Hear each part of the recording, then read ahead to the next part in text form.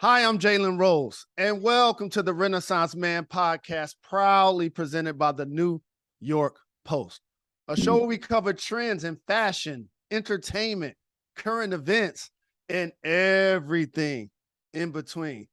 My next guest is all about that. He's a Yeah. SAG award-winning actor who has built a dynamic career as a versatile performer in both film and television, but it's more. He's also an entrepreneur, a watchmaker, and an executive producer. Season 3 of his Showtime series, City on the Hill, is out right now. And his new film, Black Adam, will debut later this year with The Rock. It is my honor to welcome the multi-talented Aldis Hodge to the Hey. Renaissance Man podcast.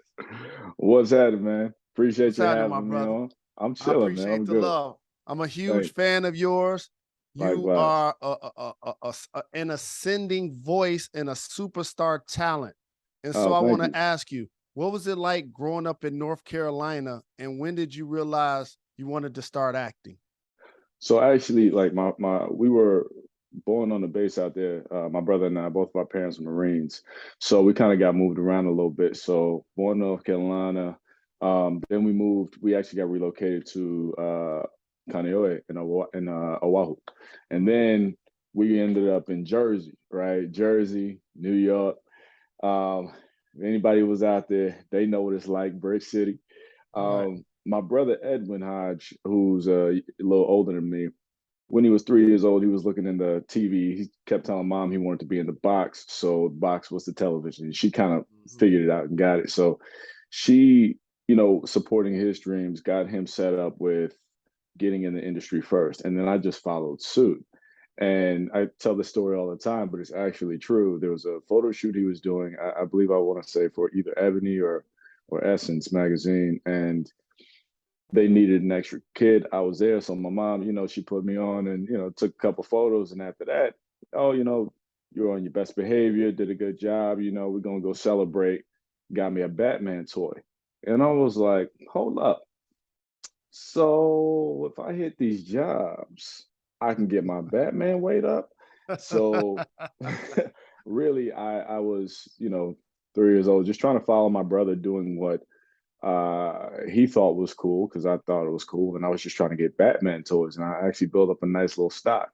Oddly enough, my love of superheroes is what got made me pursue the industry, and now I'm donning the superhero cape in two different ways, and I just feel like it's crazy how full circle things come around.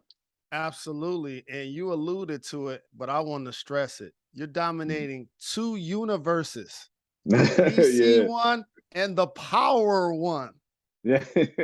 literally killing the game. So for you, Mhm. who were some of the people, obviously your brother, that inspired you in the industry as you started to realize that you wanted to pursue entertainment? So it was always my brother was really kind of my true north star primarily, and growing up, I remember watching performances like uh, Don Cheadle playing Mouse in Devil in a Blue Dress, and because that was one of my mother's favorite performances, it then became one of mine. And I was like, dang, I want to play a role like that that captures or captivates somebody like that one day. You know what I mean?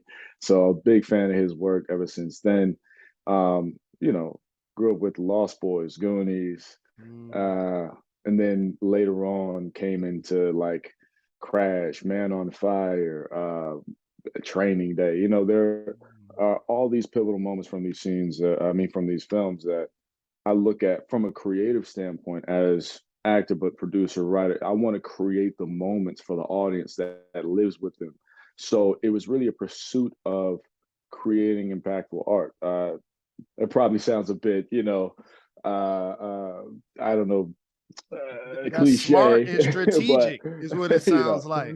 but that's what it is for me because I think what we do with our work is that we're having a conversation with the audience, one that lasts and supersedes our own selves, our own existence. So for me, I'm trying to figure out how I can keep that conversation going in ways that are inviting, engaging, and then also are changing the way, because I've been in this game over 33 years. Mm. I've seen different layers of it. I played all positions. I used to do background work. I've done modeling, print, commercials, all that. I've seen the industry before the injection of social media and reality TV Mhm. in a huge way, and I saw what happened afterwards. So Mhm. I see the changes, and basically, as an artist, you're always trying to maintain relevance. How do you evolve and change and grow with the times, but really stay ahead of the times and maintain your unique nature? And it becomes a tougher conversation on a daily. You know Yes. what I Uh-huh. mean? But I've been really lucky and fortunate in my career to get up to bat with some really awesome opportunities that, you know, force me to push my potential, because that's what I look for. Mhm. I'm trying to get something that, forces me to change and Right. forces me to be completely Mhm. other than who I Well, you've become almost like a unicorn or a snowflake in the space am. because, as you mentioned, you do so many things like a Swiss Army knife and you're Yeah, versatile. But when we want to get into entertainment, in particular, Black kids, a lot yeah, of times we say we want to be an athlete, we want to be an entertainer. But I want to talk to you about the turbulent times. When you were yeah. talking about this goal, you were talking about these dreams, and nobody believed in you. I Oh, want to I yeah. want I want to take you back to the times where you were trying to get in and got denied and how you were able to overcome that for the audience. Sure, sure. Well, thank God to moms, Dukes. My mother has a fantastic drive and sort of a hustle and ambition. Her ambition for my brother and I, always with the industry growing up, was that the industry was the privilege, never the priority. Education was always the priority. She was Mm. like, you can read them, you can have all the money in the world, but if you don't know how to read them contracts, you know. Right.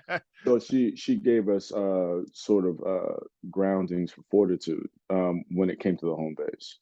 And with the industry, they try to strip a lot of who you are from you and tell you need to be something different so you can fit into their mold. I tell everybody, when you jump into this industry, there's a couple things. First of all, you're not trying to fit anything. You're not even trying to do anything. Just be you Mm. and do what naturally speaks to you. But also, as an artist, if you're trying to sit here and be rich and famous, go do something else. Don't waste your time. Mm. If you're trying to contribute something to the craft, there's where you're going to find your dedication, because you will starve for a minute. You will have times you can't pay your bills. You will sacrifice. Mm. Is it worth it at the end of the day when you know what you're doing? So every time I went into a room as a kid, I'd be like 8, 9, 12 years old, walk into a room and cats would tell me, well, no, you're too dark. Mm. I mean, I'd be 7 years old coming home crying or whatever, 10, whatever. And my mom would tell me, don't worry, baby, one of these days they're gonna love your black skin. You know what I Mm. mean? But that's what they would really, that's what we go through, for the Correct. black and brown community when it comes to the lack of opportunity. I would, because my brother and I were articulate, um, we go into rooms and people are like, well, you're not black enough. And I'm like, first of all, Black is articulate. It is intellect. It is academia. It is elegance. It is all of these things. Yes. People have a set perspective because they are culturally negligent. And those are the things that you challenge in your Mm. workforce.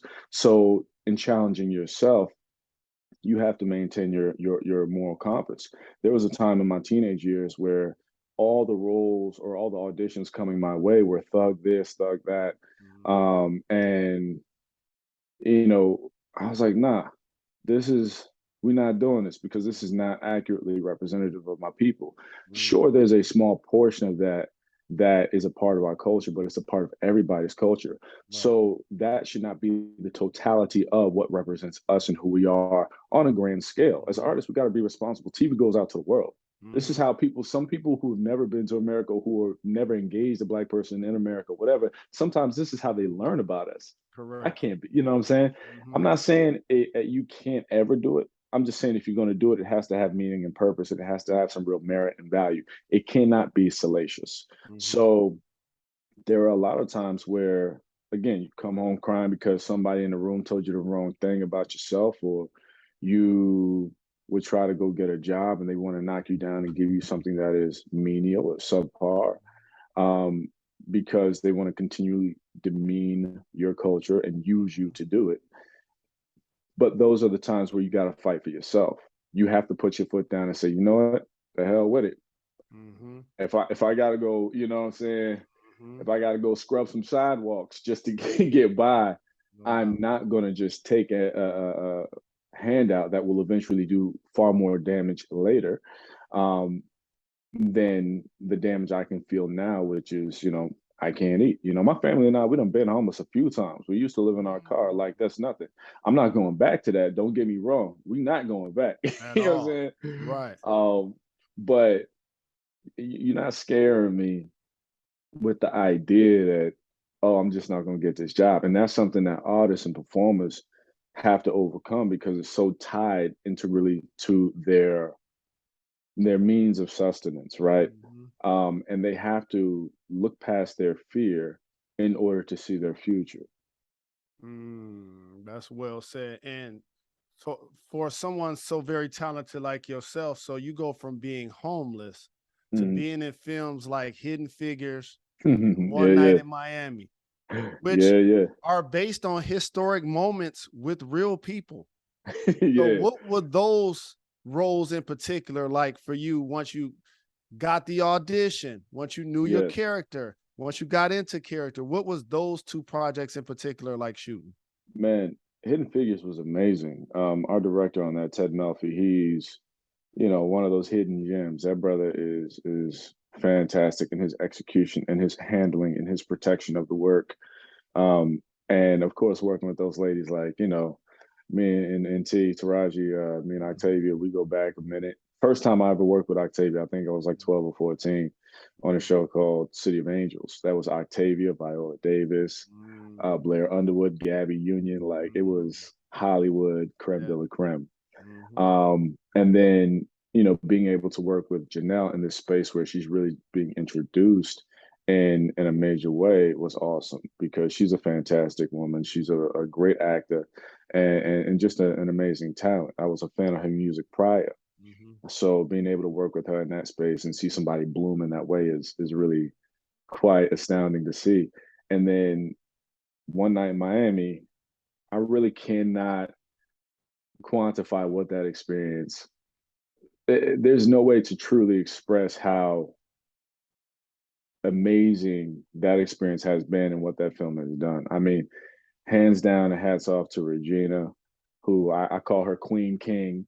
Um, I love that. Man, Queen King, that woman right there is a force. Mhm. And Mr. Powers, Kent Powers, who wrote the film, he wrote the play prior that he adapted to the film. That brother's a genius. And Mhm. those two together as a tag team, I mean, if I could like rock with them on the Mhm. next, 10 films, I'm good. Mhm. That's dope. Because what they did for it wasn't even just what they did for the culture with the film. It's like they understood. It's like I don't know what the thought process was going into how they really shaped this movie. But and our producers on that, yeah, Keith and Jess Calder, Jody Klein, like we had all the support in the world to really wrap that up into something that was or became what it was. But I could not have guessed. We were in Mhm. the pandemic time. We weren't even in Mhm. theaters. You know what I'm saying? We were streaming, and to have that sort of impact, that Mhm. means they did their job because people knew what the value of the story was, and they gave all of us, all four of us actors that were there, they gave us, some of the greatest opportunities of our entire careers to date. So for me, man, I, it was just a beautiful experience. And again, Regina kept like, Mhm. you know what I'm saying? Queen King. I Queen love that. King, man. I love Yeah, that. And I have yeah, to ask you, because as you mentioned, like the creme de la creme in Hollywood, I yeah. appreciate how you still have a consciousness to use your voice Oh, about thank things you. that you're passionate about. In Thank particular, voting and the you. John Yeah, Lewis Voting Act. Why is it so Yeah. important to you to make sure you acknowledge to people how important it is to vote? So for me, we'll start with the base of just using your voice for something. A lot of people feel imprisoned by the constraints of their world. Oh, I'm working and I'm going to be judged, or I'm trying to get this, so I can't do this, I can't say this. I understand you have to handle things with a bit of a decorum when it comes to the environment you're in and what you're trying to produce out of said environment. But you still can do it. You have to find the right way. And when it comes to voting, that's something that for us as citizens, that is the base. It's not the only weight of the power that we have when it comes to influencing change, but it's the base, it's the start of our power with a lot of things. Voting at the high levels and then voting at the local levels. Voting is more important at the local level because it happens quite a bit more often than voting every 4 years or whatever Right. for For the president, vice president, president. You know what I mean? exactly. Voting in the locals, But exactly. you're talking about like your judges and like all the people that actually micromanage the major moves every day. You want to affect policy, and when it comes to how we're dealt with, uh, criminal offenses versus civil offense. You got to deal with your judges. Pay attention to their history. Look at what's happening. See if they can get knocked out and get the right person in. Because some of these cats are looking at sideways, like, bro, why did you make that call? We Right. shouldn't have to fight for simple justice. We shouldn't have to like. There's no reason that a brother should be sitting in jail for life off a couple ounces of weed. You Correct. know, I mean, look, it's what it comes down to is investing and playing a real role in terms of community and team when it comes to the idea of future. A lot of people don't necessarily have hope. Sometimes they feel like my vote won't matter because when they do vote and they see the things that do still happen, it's like, well, where's the change? I'm exhausted. And truthfully, yeah, culturally, societally, we are exhausted. I can tell you that. But you got to push past your potential, push past that exhaustion to reach that next point because we still got work to do. It's very important. We got to play a hand in our own futures. We got to be involved, participate in the potentially future. That's just what it is. And I still believe voting has power to a point of really affecting change at some point. We got to stay involved. Absolutely. And in Roe versus Wade being, Mm, you know, I guess man, stripped is the term I'll use from women. It reminds me of a 2017 post that you did yeah. actually. And Oh, your really? post said, "This is what a feminist looks like." So, in Yeah. what's everything that's going on in the world today, what do you feel like we as men can do to support women's equality? Get out the way. Mm. Get out the way. Mm. If it doesn't affect you directly, right? What you are is a spectator. You're not a commentator. You're not the deciding hand on it. We would have to go to the the women and say, look, what do y'all feel is the right move here? What is best for you in these situations? There is no reason that a woman could get assaulted, get pregnant, Mm. and then legally be sued by the person who assaulted her or go to prison if she tries to have an abortion.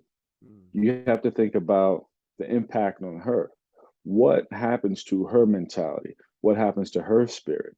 And granted, it is a divisive issue, but your motives on said issue, your beliefs on said issue, because of your standards or your situation, rather, does not apply to every single person Correct. individually because it is an individual issue. Mhm. That is my belief. Now, whether I would make or not make a choice or decision based on that, that's on me. Mhm. But I have the freedom and the right to make that choice because I'm on a whole different side and I'm not affected the way that they're affected. You know what Mhm.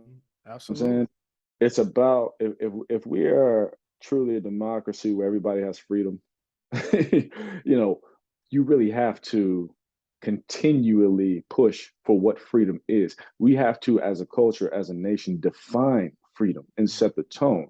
If that's what we're gonna, hang our hat on. And rolling back Roe v. Wade is the exact antithesis Literally. of the definition of freedom to me.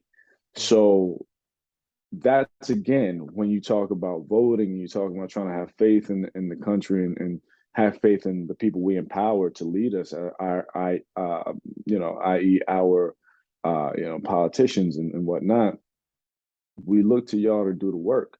And for me, this may be a bit contrived, but as a voter, I see myself as a macro piece of a CEO, or I'm a board. I'm on a board of directors. I Yep. voted for you. I put you in the Yep. position. All right. Absolutely. I'm looking for ROI. Where's my return on investment? I need Correct. you to do the job. You know Correct. what I mean? Correct. Um, but then again, along with that, you're going up against a great percentage of a nation that also doesn't agree with the same more. But I think we can all have a baseline for what freedom looks like. And we need to figure that out in a big way. And we need to figure it out fast because there's a lot of people who are dealing with suffrage at the behest of somebody's glorified version of what the Mhm. perfect scenario looks like. But it may be perfect for them, but not for somebody else, you know? Mhm. That's well said and heroic because Mm. you and I know how this works. Every time we Hmm. speak and it's not about entertainment or sports, there's going to be somebody on the sideline like, we just want to watch you act. We just want to Yeah. see you entertain. We really don't care about your opinion. And so it's refreshing to me that you don't care about that. I take it back to I believe I forget. It was when someone told LeBron to shut up and play. Mhm. It's a tax-paying citizen. Shut up and play. No, no, no, no. I have every right to a voice. And you think that just because there's a degree of success, you'll never know because you don't know what my life is, but there's a degree of success or, fame, and, you think there's a bit of ease to what my life looks like. You think I should just be comfortable with that, go somewhere, sit down and shut up. No, no, no. Mhm. The most threatening thing for some people is to go up against someone who is free from or liberated from the weight of um, living to appease other people's Mhm. motives, right? Right. I live to do me. I'm Mhm. completely autonomous and I'm doing my thing. And when you have somebody who understands and sort of encompasses what that power is, engages that power, uses that platform, they become a threat because now you have influence. Mhm. And there should never be a time for entertainers or public figures to feel marginalized or pressure to be silent because, Mhm. oh, this is going to affect my pockets. Most it will Mhm. sometimes, but I have a right to it because at the end of the day, regardless of what I do or how I get down, I'm still a tax-paying citizen here. Mhm. I still am entitled to my civil rights, and I Mhm. still got to fight to keep those civil rights. So I'm Mhm. gonna speak up. People think, oh, Al, you shouldn't say this and shouldn't say that because you're on. I mean, look at you. You're on TV. You got a good life. Da da da. Yeah, but every day I walk in the world, I'm still a black man who deals with Yeah. things that affect black men and black people, Yeah. right? So I am not absolved or removed from any of those issues just because you saw me on a TV show or do a movie. I Mhm. still walk into the real life and deal with the way the world really looks at me daily. You Mhm. talking to a brother who grew up in Jersey and the streets was rough, but Mhm. I grew up with around a lot. Mhm. And Right.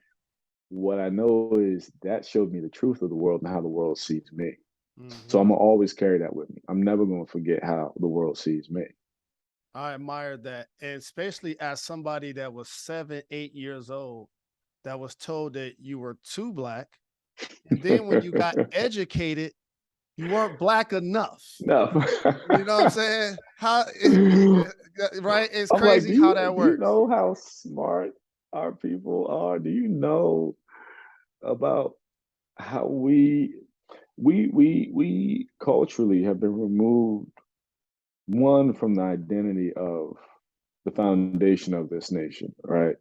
Um, and that's because there's a great blight, a shame there that so many still don't want to deal with, but we have to deal with it in order to. And the thing is, if we do deal with it in the right way, in an honest and direct way, you're Mhm. going to see much more cohesive cultural integration. You're going to see a lot more people who are empathetic, and I think a lot more people who are culturally aware, so that we can move forward in a much better and collective way.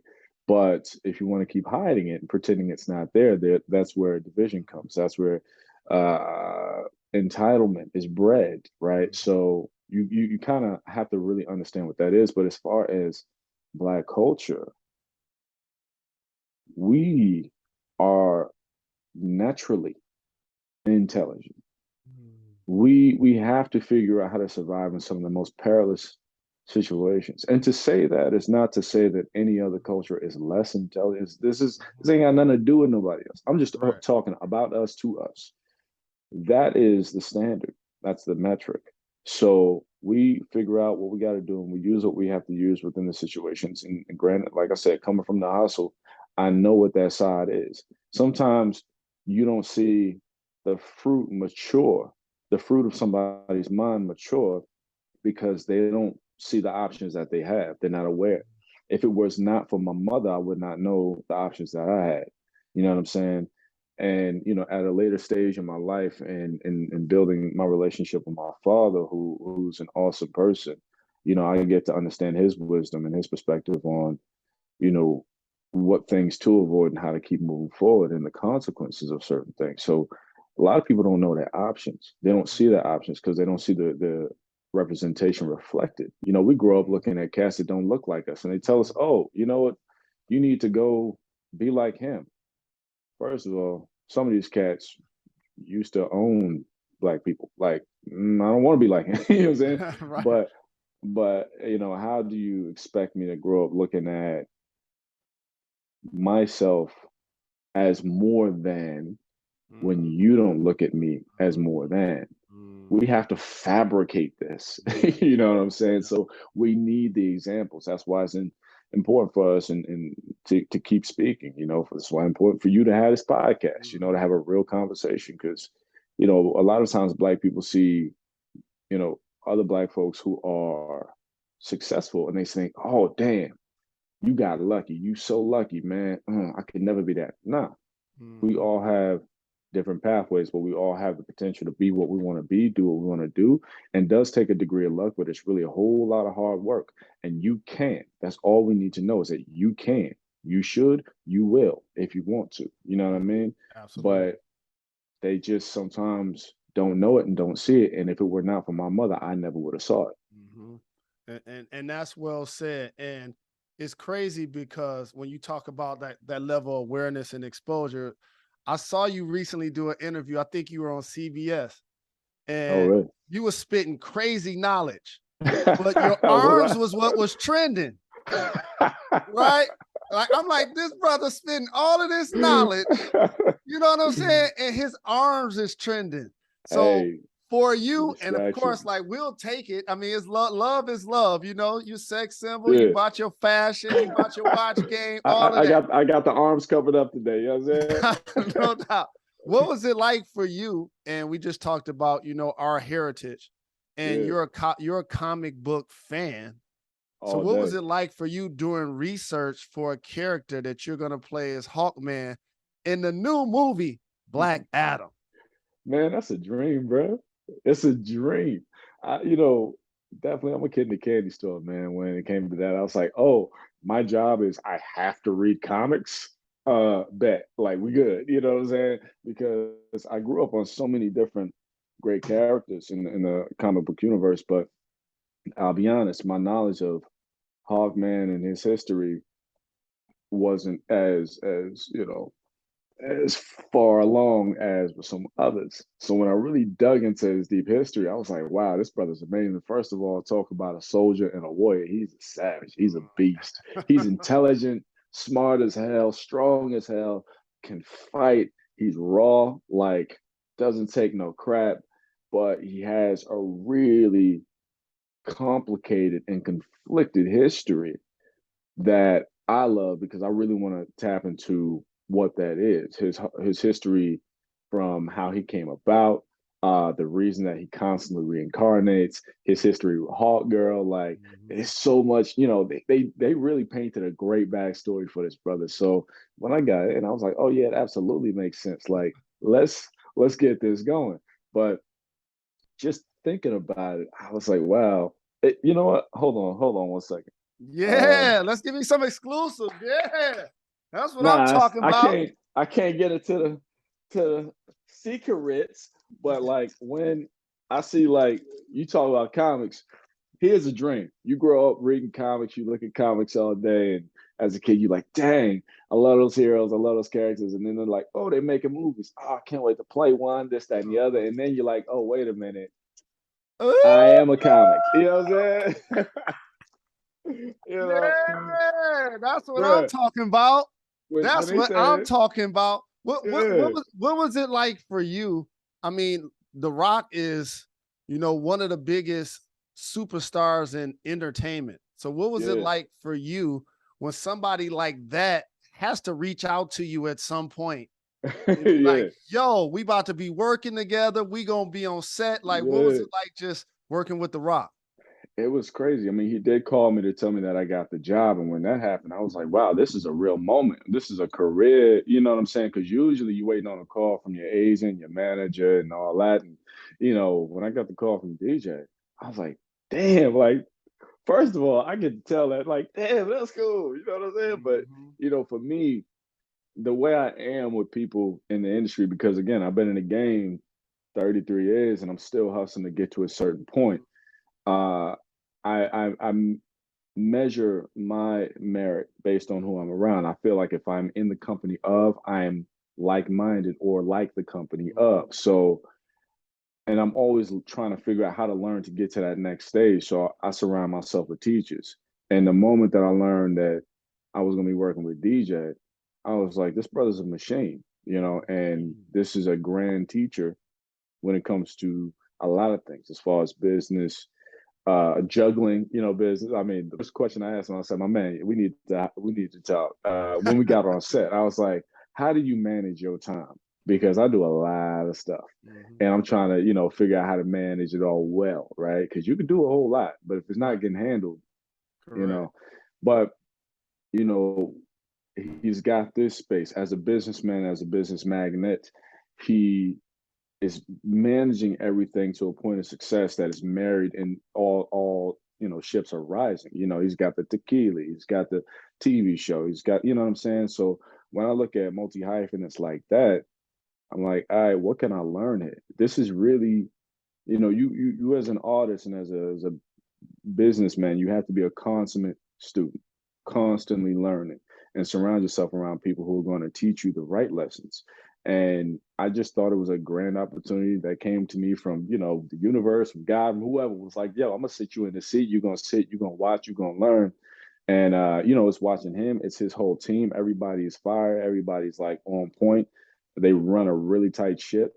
And I really had a wonderful time rocking with the team because I was able to sit back and say, okay, I'm going here in my career. I got a production company with my family, House Rose Productions. We try to figure out how do we handle in our business. We just Mhm. produced a film, we're editing right now. And it's like, how do we manage that on top of managing all these other things? And it just was great to just kick back and learn. Mhm. So that's the real opportunity that I saw for myself. A little selfish, but it is what it is. No question. No You know question. what I mean? I'm like, yo, teach me. You know what I'm saying? Mhm. Teach your boy. And Absolutely. and a lot of it is just sitting back to watch, how Mhm. people operate. So yeah, no, DJ's mad cool though. He's mad cool. I have to ask you this because you kind of hinted at it. What's the Hodge brothers' next project? Yeah, man. What we got happening? We were lucky enough to partner with our buddy Jalen and his team over at Rumble Riot Productions on a film called Parallel. So there's a Chinese film called Parallel Forest. We saw it, we watched it, and we thought it was really quite interesting. And the original production team, Beijing Palau, they hit us, hit Jalen, and they were talking about acquisition and trying to, do an American version. So Jalen hit us. We took it on to rewrite it, to produce it. My brother and I actually star in it, along with our star, Danielle Deadweiler, who is a force to be reckoned with. Y'all, everybody need to go see her new movie, Till. It's out later this year. Go see Till, directed by Shinoya Chukwu. Shinoya and I worked together on Clemency, so I already know it's going to be hot. I already know because, Shinoya is not a game. I saw the preview. What I'm saying? It was crazy. Shinoya is not a game. Yes. So Previews I know it's going to be crazy. Yeah. But with Parallel, that is the film that we're putting together. It's sort of like a psychological suspense thriller about a woman who is going through a tough time in life because she lost her child. Her and her husband are not necessarily on the right page, and they're trying to find their way back to each other. But she goes to this property where in the back of the property there's like hiking trails, forest, and all that. And she realizes that she stumbles upon a parallel gate, and it's an access to her life in different worlds, parallel worlds. And for her, the journey really starts as a mom who's hustling, who's so in love with her child who passed. She feels like she can find her child in one of these worlds. And that's where her tumultuous journey really starts, because not all these worlds are friendly and inviting, and it's not all the time, is it guaranteed that she'll get back to her own original space. So she kind of goes through this really crazy journey, and thank God we had Danielle, because she just masterfully handled every emotional turn that we needed for this film to really sing. So, we're, like I said, we're editing right now, and my brother and I co-wrote with buddy John Kesey. So that was a great experience, and I think we got some heat. So yes, we looking forward to that. We looking forward to that. And I'm also gonna write. And not only is this a podcast, I'm also gonna write a column about this interview, because I appreciate you taking the time and send you a framed copy of it. But before I let you get out of here, I have a rapid fire segment called Gone in 60 Seconds. Let's get presented by Tri-State Cadillac Dealers. You ready to do this? All right, let's get it, Tri-State. Let's get it. You're about to be a part of the DC Comics universe. Yeah. Who was your favorite superhero character growing up? Well, everybody knows it was Batman. Batman got me in the game. Batman was the man. So Batman was first. Batman was first. I got a few others, but Batman was first. Name one actor you haven't worked with that you love too. I mean, I already spoke on Don Cheadle, but absolutely Don Cheadle. Yeah, Don Cheadle, or Gary Oldman. We're looking to make that happen. You're a talented watch designer. What is one piece of advice you could share with someone buying a watch that knows nothing about them? Don't buy for investment. Buy for love. Buy because the piece speaks to you, and I buy for keeps always. There's simply that you're buying a mechanical piece of art, something that has legacy potential to pass down to, your kids or whatever, but buy because you actually love the art. It's not about what you can get from it or what it can do for you. It's about what it makes you feel. So buy because you love it. Besides you and your brother, who are the best tandem acting brothers in the game? Oh, dang. Other brothers out there. Who else you see? You and your brother like, oh, okay, we see y'all doing y'all thing. I know Dang. Floyd Harris and his brother both act. Oh yeah. Nah, they definitely put up some heat. You know what? I gotta say, just on respect to the legacy, the Wayne's family. You know what I'm Mm, saying? I mean, granted, you know what I'm saying? Like I grew up watching the Wayne's family and how they move. You know, that's you see great. in Living Color, Keenan put his people on, and That Living Color put on legends. I legends. mean, Jamie Foxx and Jim Carrey, like you know what I'm saying? David Allen But Greer. David Allen Greer, Tommy Davidson, like Mhm. the hell, Halo. how did you find all these people? You know what I'm saying? But the That's way a that dope they answer. moved as a family in totality, you got Marlon and Sean on their Mhm. show, and just the whole family. That you know what I mean, the way they handle it. What other entertainment family have you seen do that? Preach, And the numbers, preach, it was all preach, of them. preach. Kim, it was all of them All that of was them. getting it. I love that. So just respect, I got to put the respect on that legacy right there. That's a great answer. And lastly, but certainly not least, and I appreciate you taking the time. What is the biggest thing you look forward to fans seeing when we go check out Black Adam? Oh my God. I just want fans to see everything, but I'm gonna tell you, I tell you, I'm a fan. I love comics. I watch all the superhero movies, all that. What y'all are gonna get is something incredible, and it's gonna be something you're not even expecting. Mm, DJ does his thing, but mm, the entire cast is on fire. And I gotta shout my people out. I gotta no shout out doubt. Quintessa Swindell, Yep. Noah Mm, Centineo, of course, it's Pierce Brosnan, bro. mm, Pierce Brosnan, Sarah.